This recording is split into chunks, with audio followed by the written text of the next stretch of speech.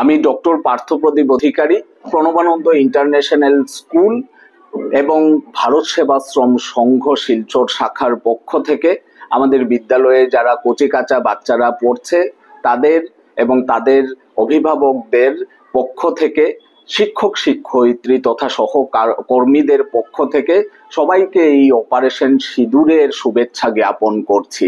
আজ আমরা এই তিরঙ্গা যাত্রাতে সকল ভারতীয় একজুট হয়ে যে পার্শ্ব প্রতিক্রিয়াগুলো একে আরেকজনের সামনে দাঁড়িয়ে এই সন্ত্রাসবাদীদের বিপক্ষে দাঁড়িয়ে এই আক্রমণ আমরা পাকিস্তানের বিরুদ্ধে করতে পেরেছি, তারই সাক্ষী এই অপারেশন সিঁদুর।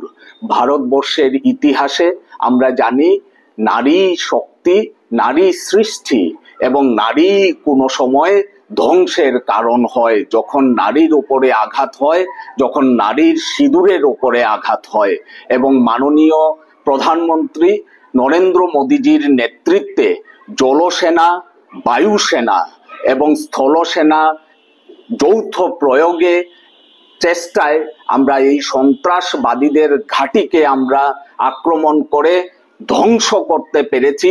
আজকে এই অপারেশন সিঁদুর তারই প্রমাণ, তারই সাক্ষী হয়ে বছর বছর আমাদেরকে স্মরণ করিয়ে দেবে।